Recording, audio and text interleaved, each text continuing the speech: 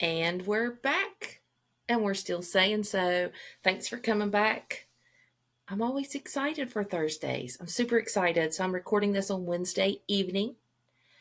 So let's settle in and enjoy a good 30 minutes or so together.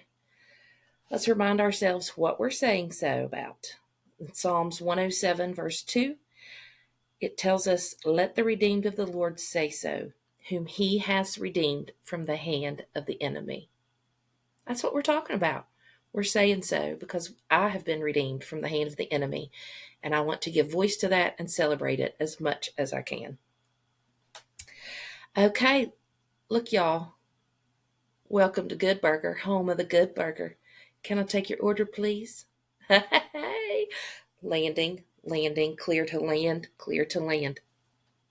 So, for those of you listening on the podcast and not watching on YouTube, I have my headset on this evening, and it is a mic that is attached to my headphones. So it is not separate. So I look like I'm either working at the drive-thru or I'm at the airport, air traffic control.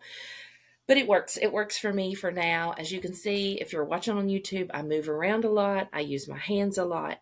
And with a stand still mic, I sway and my voice goes in and out and it's muffled, but I'm working on that. I do have another mic that I'm going to use. I just have to buy an adapter to go with it. But for tonight, we're making the best out of it. Come on now. Let's go. You want fries with that? Hey, I love it. Now listen, I love my drive-through folks. I'm not kidding you. If you remember last year, I think, there was a lady that worked the drive-through at McDonald's in Summersville, and she was the berries. Like, I can't tell you how happy she made me. She was so kind and so funny and just, I loved it. I don't get to see her as much now. The last time I saw her, she said she works evening shift, and I'm not over there in the evening, but I miss her. I really do miss her. I did have a good experience today, though. I went through to get, this will come as no surprise. I went through to get a Coke, a large Coke Light Ice, and the girl that took care of me was so sweet and so kind. And I told her that. I said, "You have the sweetest smile, and you just are so kind. Your voice is just soft, and I really appreciate it." I said, "Thank you." And it made her day. I think it made me happier seeing her reaction than anything. It was sweet stuff. So anyways, let's go. Let me tell you this. I heard you loud and clear. I read the DMs. I read the text messages. We're cutting the Webster County segment from the Pretend Talk Show. Okay. I'll just work in happenings in the county as it comes up. So, I mean, I'm here to please. I'm here to please the people. I'm just getting carried away now. But around these parts, the Pretend Talk Show, we can shift. We can make a shift when needed. Or like Ross says, we can pivot. We can pivot from that. Let's just pivot from that and move on. All right. So I appreciate the feedback. I want to get better and be the best I can be at this. And I can't do it without feedback from you. I really like how all the feedback I've received has been very kind. Even when you've been correcting me or maybe making some suggestions, it has been very kind. I can receive that and usually act upon it. The not so kind, I just don't entertain it. I just don't. So, anyways, I really appreciate that. I also appreciate someone let me know about the volume. It was difficult to hear on the podcast. They had to turn it up on their phone really, really loud. So my hope is with the microphone, that will solve that problem. So you know who you are. If this sounds better using the headset, please let me know. I really did appreciate that feedback, though, for sure. If you've been around a minute, I've struggled with the audio, so I want that feedback. I want to know that it's easy for you to listen to. Okay, let's go. Here's what we're going to talk about today. Here's what prompted this. 2 things. 1, what we're going to talk about are friends and friendships. I'm going to talk about it from the perspective of a 48-year-old mom. I've always been a working mom. I've always been a woman, therefore, I can't tell you what it's like from a male point of view. I can't tell you what it's like being a dad that works. I can't tell you what it's like just from a male perspective, but I can from my perspective. Now, as you're listening, please remember this is just my experience. It doesn't mean that it's everyone's experience.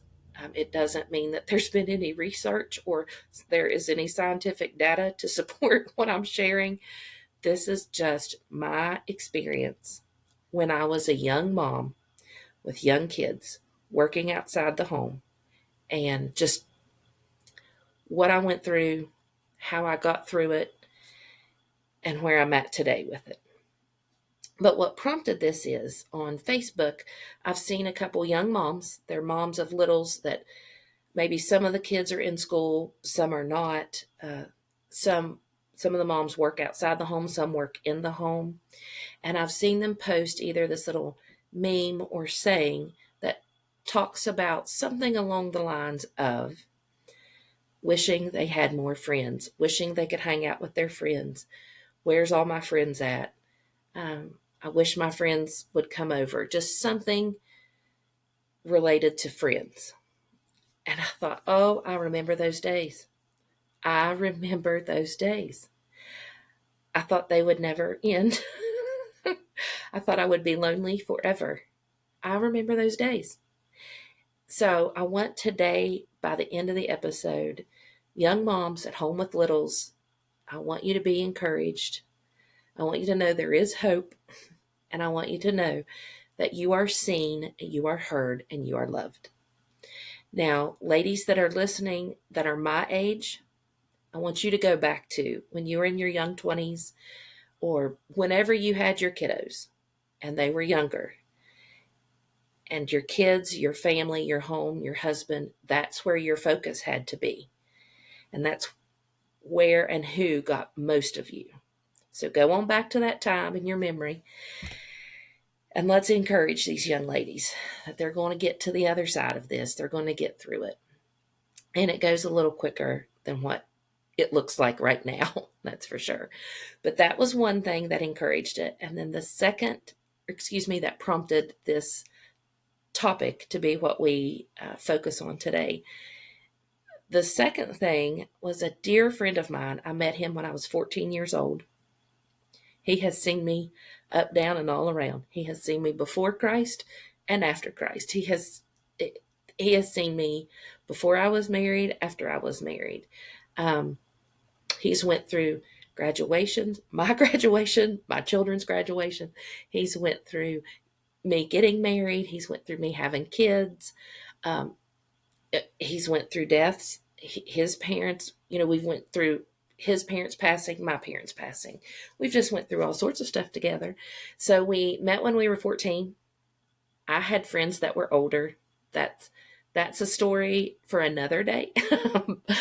But we not only met when I was 14, when I was younger, then when I was probably mid-20s or so, it was in 2008, we became co-workers. I went to work where he worked, and to know him is to love him. He is wonderful. Now, to know him is to also know you got to have some thick skin if you're going to be friends with him, okay? He is hilarious. He is super witty. He is also very kind and very thoughtful. Now, he's very sarcastic, but I'm telling you what, it never fails to make me laugh. Even I can be so mad and maybe mad at him. He will come up with something and not even try to, and it's hilarious. Like you're busting a gut over it. I mean, he is so funny. I say all of that about him to say he retired. This past Friday was his last day. Now, the office that he worked in, I haven't worked in about 3 years, about maybe 2 years, almost 3 years. I took another position, so I'm in a different office. But he's upstairs, I'm downstairs. He used to park his truck right outside my office window. We still would see each other frequently and communicate frequently. And just the thought of him not being upstairs, it was kind of weird the last few days. I'm like, oh, he really isn't going to be back in his office. Like, he's really retired. but good for him. I mean, it's bittersweet. Like, he'll be missed, and I know that his current coworkers miss him and his humor and everything he brings to the table. Um, I know that he's missed, but I also know that myself and his current coworkers, or most current coworkers, are happy for him. He's in good health. He's young enough that he can still enjoy his retirement. He can work another little job that he enjoys. He can spend time with his family.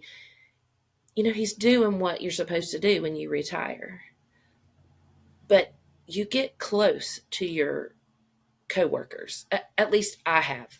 Not everyone. I get it. If you're listening from somewhere that's in a larger area, this may not apply to you. But for me, every place that I've worked, I have become friends with some of the coworkers.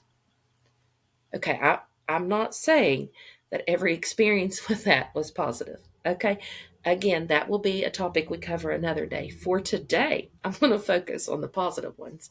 But I, at each place of work, made actual friends. Friends that cared about me, friends that I still keep in touch with to this day. We're not as close because we're not in each other's everyday life, but I considered them more than coworkers. And he is one of those friends. I very much consider him more than a coworker. He is a dear, dear friend. But I was thinking about that, and I was a working mom, as I said. Now, my youngest, I had the opportunity to take a little time off with. I'm talking months, not years or anything. I had the opportunity to take a little bit more time off with. And I also switched jobs eventually. And so I left one position that was super stressful. I liked the job, I liked the people I worked with. It just became really heavy and really stressful and just too much. It became too much. I was working too many hours. It was just too much. And so I say all that, I guess, just to share that. As you can see, it's still a tender spot. But I say all of that to say I'm coming from the perspective of a mom that worked outside of the home with only a small window of getting to be like a stay-at-home mom. Okay? Now I want to interject this just to clear up any confusion. I'm a firm believer that just being a mom is hard, it's joyful, it's holy work. Being a stay-at-home mom and being a working mom are both hard and holy, right? That's holy work to be done. The hards are different, but one's not more or less than the other. So let's not compete or compare or try to one up each other. Just being a mom in whatever scene that is, at home, working part-time, working full-time, it's just hard. And the hards look different for each one of those situations, but they're hard. But it's wonderful as well. I don't want to keep focusing on the hard. Yes, if you're a parent, it's great. Their giggles, their laughs, their hugs. It's wonderful. But you also know there's challenges. Like, my oldest didn't sleep, and that's not a lie. He maybe slept 2 or 3 hours a night. I mean, until he was old enough that, like, he didn't need mommy to get up with him. I'm like, buddy, turn on the TV. You're on your own. I'm going back to bed. That's the truth. I slept 2 or 3 hours a night. Then there was my alarm. I had to get up and go to work, and you had to be professional. And the job I was at during that time, I was a social worker in a nursing home facility. I had to be like alert and attentive and focused and pay attention. And so, listen, it was something. But we made it. We made it through. It was only a season. We talked about last week the winter season, right? And I just like framing different time periods in seasons, because you're in that time period, you're in that season for a while, and then eventually it changes to another season. So that's what I'll refer to that from about the year 2000 to 2004. Picture it. Bel Air, 2000, 2004. That's when all my kids were littles. My oldest was born in 2000. Then our second was born in 2002. And the caboose, the final product was born in 2004. So we were busy beavers. My husband's job had him on, for most of that time, had him on night shift or evening shift, they called it, but it was, he left before we got home. And in the mornings, he was coming home as we were going. So we would often pass each other. If I was running on time, which was super rare, we would pull over to wide spot so he could see the kids, give them kisses, and then and me too. And then I was off. It was busy. It was busy, busy, busy. We made it though. But I remember those times, and why I specifically want to think about those few years is because I'm thinking about those moms with kids right now that are young. Again, maybe they're not in school, or maybe the older siblings are in school and the young ones are still at home, and you find yourself like yearning for connection, for adult conversation, for friends, for time out with friends, for just a day out with girlfriends, maybe a weekend out with girlfriends. But those opportunities maybe aren't there for whatever reason. For me, a lot of my friends my age were in the same situation. So there just wasn't a lot of time to get together. When I think of that time, I remember being so lonely. I remember thinking, oh, I just want to go out to dinner with some girlfriends and have a cold Mountain Dew at that time. Now I'm a Pepsi girl, but have a cold Mountain Dew and just relax. But those opportunities just didn't present themselves very often. Some of that was my fault. I felt guilty for working so much. So when I was not at work, I had my kids. I, I just did. And it's not that we didn't have a support system or people to help us. It was that I didn't want to be away from them. I mean, even when it was a chaotic evening, I was at least with them. I was there. We were together. And that was my struggle.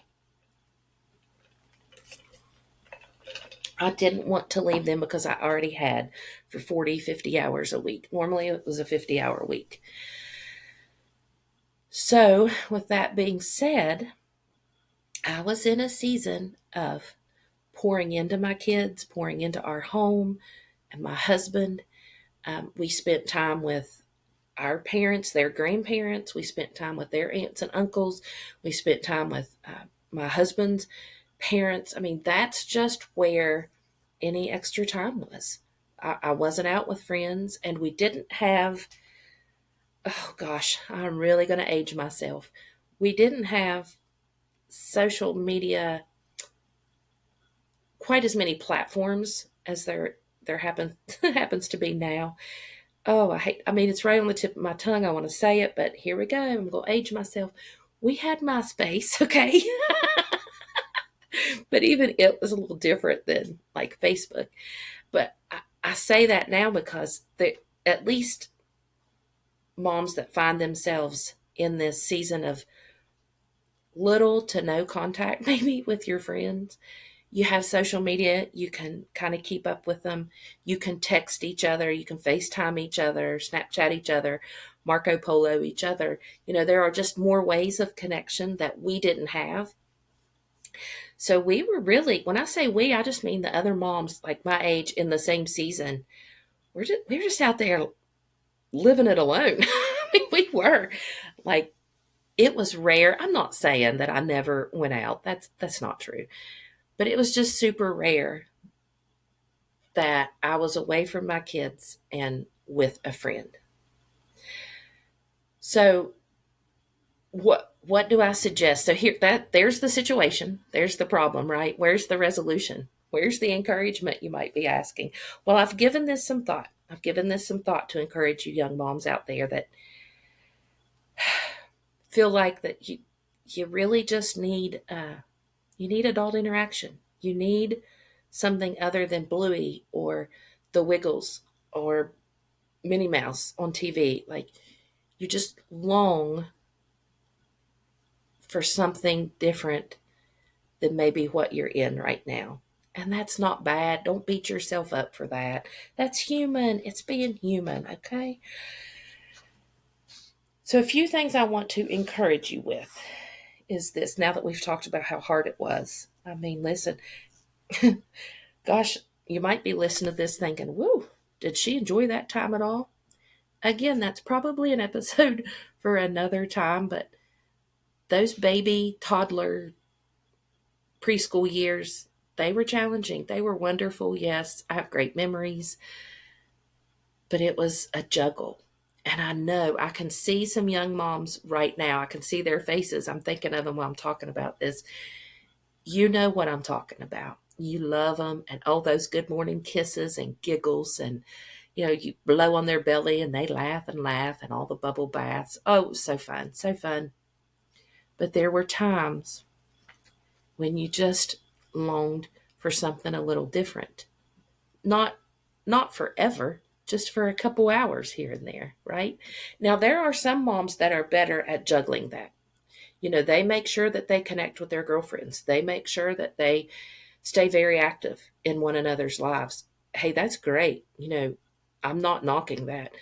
That just wasn't an option for me. Now listen, let me make sure I'm making this clear. I had friends. I had friends. I did see my friends. It wasn't like, whoop, cut off all communication. No, no, no, no, no. I had them. It just changed from what it used to be before kids, right? Before kids, you could pick up spur of the moment and go out to eat, go to the movies, go shopping, whatever. After kids, it was just a little different. So, yes, I still had friends in my life. Please know that. I just didn't get to spend as much time as I once did with them. I hope that clears up what I'm saying. So, anyways, this is my encouragement for the young moms out there that's just right in the thick of it, right in the thick of it. I do encourage you to take some time to connect to your friends, FaceTime them, everything I already said. Make a little Marco Polo thread with them so you can actually see them and hear their voice. Um, Voice memos, Snapchat, make those funny videos. Connect with them. Yes, do that. Fuel yourself. Find a balance.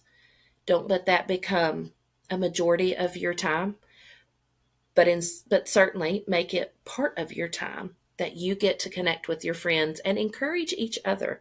I'm sure you have a friend that's in the same season you are. Maybe they have littles at home. Maybe their husband's working out of town. If you can connect with friends your age in the same season, well, I keep saying your age, they don't have to be your age, but friends in the same season you are with littles, have some play dates. Go to the pool, go to Baker's Island, go to the lake and play. They have those little free movies on Tuesday mornings, I think, at Nicholas County Cinema. Utilize those activities, and you can incorporate your kids and you get some adult interaction and communication. So utilize those things. There's not a thing wrong with that. There's really not. And if you have grandparents, if you have aunts and uncles that are safe, that are highly involved in your kid's life, and if you can get away a couple hours, maybe a month or every other month, to meet them at the hilltop for dinner, head on over to La Coretta, get you some queso and chips. If you can do that, do it. I encourage you to do it. If you're a mom like me that struggles with, I've already left them 40, 50 hours a week, I can't leave them anymore, okay, then utilize the other options. Go to the pool. We did that when I was off with Rye, because I went from a working mom. So no, I wasn't necessarily getting together with my friends, but I had established friends at work. So I was having adult communications. Every day I had lunch with a group of friends. Every morning, I don't know if they still do this, but it used to be every morning the department heads had this morning meeting. Well, they were friends in there. I mean, I had communications with them. Normally, my administrator, I had a couple administrators, one for the longest period. Her name was Pam. Normally, she was saying, "All right, Maxetta, be quiet. We got to get to this, this, and this." Okay, because I was talking to everybody, right? I want to know how they're doing, what's going on. And then at lunch, I had people to sit down and talk with.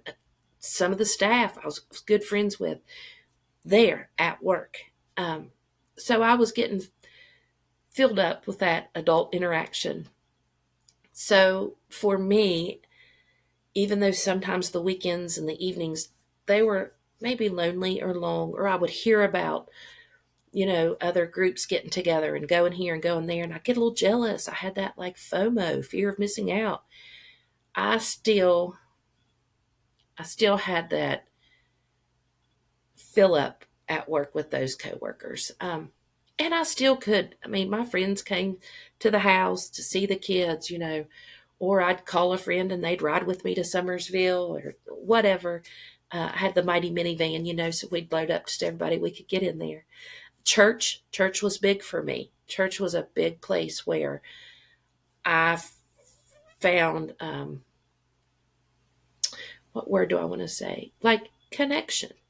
When women would come up to me and shake my hand, "How are you doing?" Like they would look me in the eye and actually talk with me and encourage me. And I felt seen and I felt heard and I felt loved. That's a big deal. So women my age that are no longer in this season, let's do that to the younger kids, the younger moms. When they're in church before the service, after the service, make sure you connect with them. Make that eye contact, shake their hand, encourage them, let them know you're glad they're there, let them know you're enjoying their family. Just any little bit, you're making a positive deposit in them. And I remember how much those deposits meant to me. Boy, I remember. So there's some homework for both sides. The mom that's in the thick of it, go to church, get those kids in church, and also you get to connect with other adults while there. Other adults that's kind of out of the thick of it in the season I'm in now with adult kids. You make sure you connect with those young moms, those young parents that come. Take that time and connect with them and let them know how special they are and just give them words of encouragement and lots of love. Okay. I do want to share this. I also remember during that time period that Chris and I had decided at that time, a few years before we had our oldest, Chris had accepted Christ. I rededicated my life to the Lord, and we were going to church. We were back in church, very heavily involved in church. We were there every service. We were just really involved in church. So, and I'm glad. I don't regret that. Let me go ahead and clear that up right now. But what happened at that time that I didn't realize at the time, some people close to us or that we once considered close friends, they began to distance themselves. And we were making different choices than we once did. So the people that maybe we would have normally spent Friday night with doing things that we would have done before Christ, that wasn't what we were choosing to do at that time. So we did get left out of some of the invitations or some of the conversations. And at the time, I was like, wah. They didn't invite us. It didn't take me long to realize it's because we were making different choices. We were choosing to live our lives differently. And it was for our betterment and for our protection that we were not involved in some of the get-togethers and such. So just know that too. If you're a young couple or mom and you've decided that, hey, I want to make some changes in my life and I don't want to do the things maybe I once did or be involved. Again, there'll be some maybe cutting away, quietly distancing yourselves, or they will distance themselves from you. Just trust God with that process and pray. Make sure you're praying and asking Him, like, God, hey, is this for my good? Is this right? Like, you keep that open communication with God and let him know um, what let him know your desires, but let him know where you're at too. Like, God, I'm lonely. I'm feeling like I'm just spinning my wheels here, and it's like Groundhog Day. Every day we're doing the same thing. God, help me. And he will do that. He will do that. I can't tell you exactly how, because he's God and he's good at being God, but he will do that. So I would encourage you also, if you're in that season, in that like littles, Maxetta early 20s with these three littles and working and just a lot going on, man, be sure to pray about it. Be sure to like take all of that to God. He can handle it. You don't have to, when you pray or interact with God, like, you don't have to be all super spiritual and eloquent in your speech and say all the right things. He knows you. He knows you and he loves you. Just be you and pray and seek his wisdom and his guidance and his help. That is probably the biggest piece of advice that I can give you.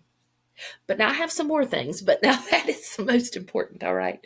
So listen, young moms, as you're out there and you're on social media some, again, I encourage you, make that the smaller part of your day that you're on social media.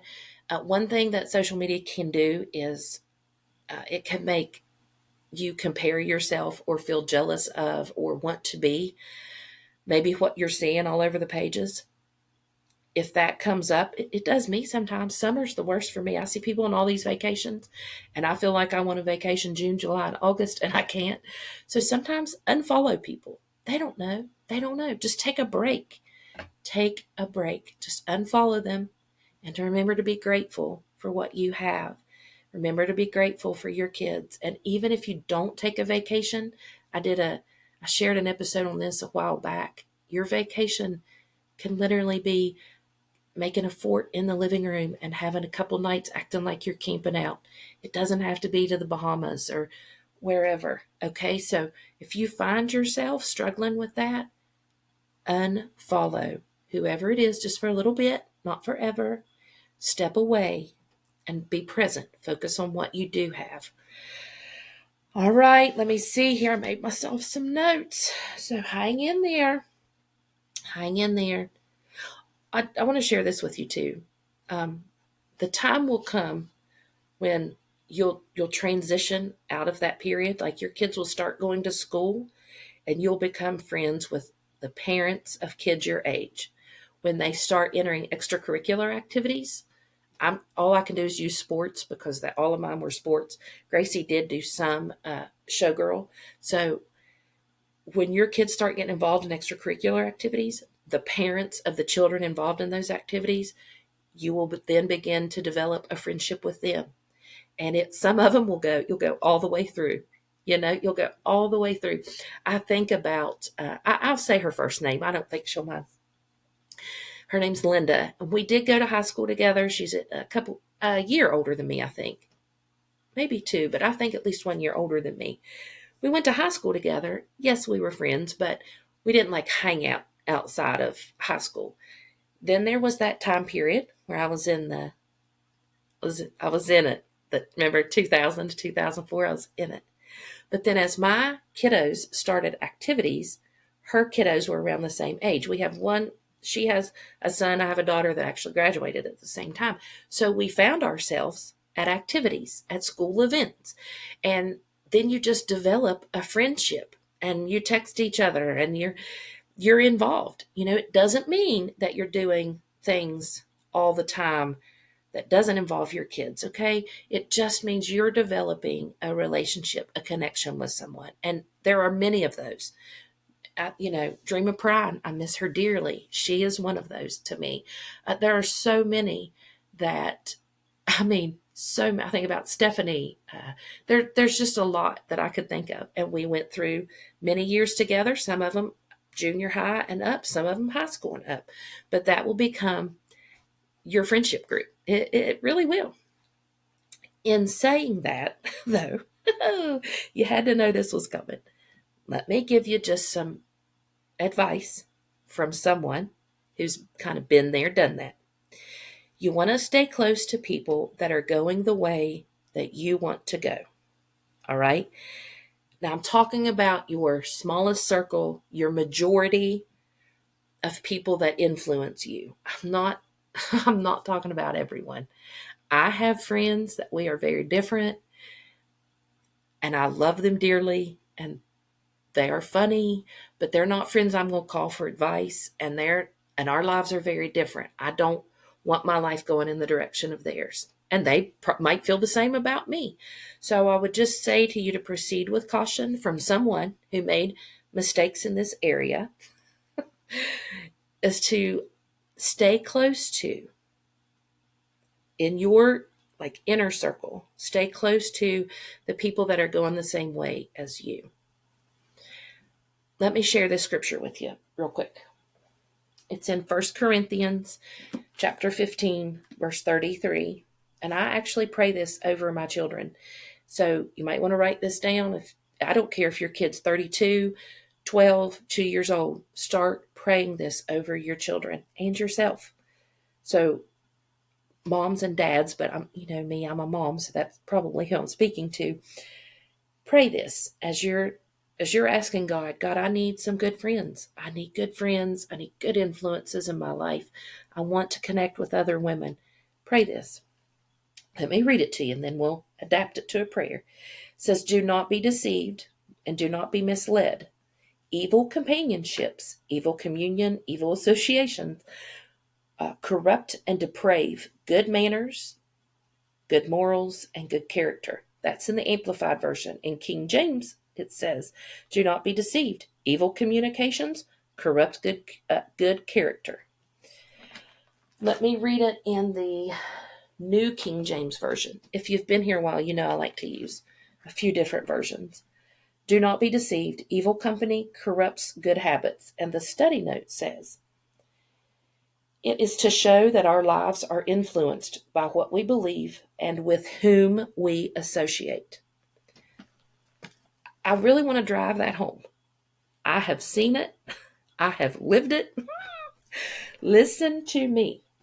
Your inner circle, the people that your voice is part of your daily routine or their texts or their social media, whatever the daily influence they have on you. Take a minute and evaluate, is their life going in the direction you want yours to go? Now, don't get crazy. Don't send me a DM and be like, yeah, but they need help and they're sad and I'm not talking about that. If you're in their life for a season to be their encourager and to be their voice of hope and to be their help, yes. Okay. I'm going to give a few examples. None of these are real life examples for me. They are of friends of mine, but I'm not going to give out my real life example just yet. I mean, I might. You never know. If you are a married woman and and you have a family and you are surrounded by single women that do not have a family, they are not interested in a family, they are still hitting the bar every weekend and they are still living it up and they are still juggling many different men, I would encourage you. Oh gosh, I'm not a controversial girl, so don't come at me with this. Hear me for your good. I would encourage you to love those friends from a distance and pray and ask God for friends that are in the same season or maybe a season ahead of you and that value and cherish what you do, your family. Because what I have seen happen, and I actually have a friend this happened to, she got real involved with this group and we could all see it. It was like a train wreck coming and we were all trying to jump in front of the train and say, stop. Like, you've got to quit hanging out with them. This isn't good. Like, nothing good is going to come out of this. And sure enough, temptations continuously presented themselves. That's what the enemy does. He tempts you.